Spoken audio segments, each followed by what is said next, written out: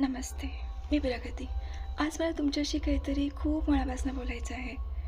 गुरूंच्या आशीर्वादाने गेल्या 17 वर्षाचा हा प्रवास करत असताना मी वयाच्या 12 ते 13व्या वर्षी पहिल्यांदा कीर्तनाला उभे राहिले. तेव्हापासून आजवर हजारो लोकांशी डोळ्यात डोळे टाकून मी निबिडपणे संवाद साधला हो. पण आज आज या एका छोट्याशा कॅमेऱ्याच्या लेन्ससमोर उभी असताना मला माझ्या त्या पहिल्या कीर्तनाची आठवण येत आहे. कदाचित तुम्हाला प्रश्न पडला असेलच की हजारो लोकांशी संवाद साधणारी ही व्यक्ती आज या लेन्ससमोर का संकोच करते आहे. तर त्याचं साधं उत्तर आहे, सवय नाही. आजकालचं जग कसं आहे बघा ना. एखादं लहान मूल स्टेजवर उभं राहिलं तर लगेच लोकांचे मोबाईल बाहेर येतात. त्यांचं कौतुक कॅमेरामध्ये साठवलं जातं.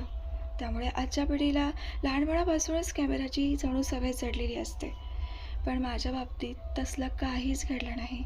माझे आईवडील आजही या तंत्रज्ञानाच्या जगापासून, या डिजिटल युगापासून खूप लांब आहे.